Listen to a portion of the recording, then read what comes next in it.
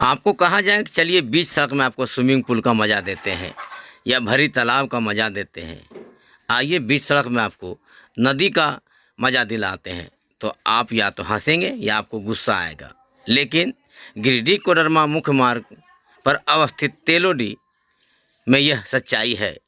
जब जब यहाँ बारिश होती है, बीच सड़क में घुटनों से ज़्यादा पानी हो जाता है।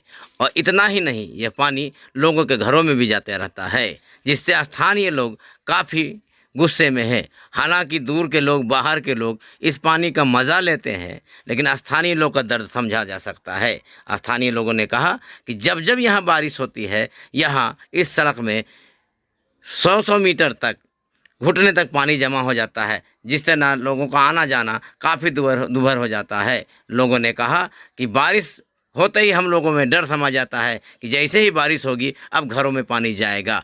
आप भी देखिए तेलोडी के इस सड़क में पानी किस तरह बीच सड़क में जमा है, किस तरह लोगों के घरों में घुस रहा है। भले आपको देख के एक रोमांचकता फील होगी, लेकिन स्थानीय लोगों का भी दर्द को समझा जा सकता है। आइए पूरे नज़ारे को अपने आँखों से देखिए। जेजीटीवी की यह रिपोर्ट।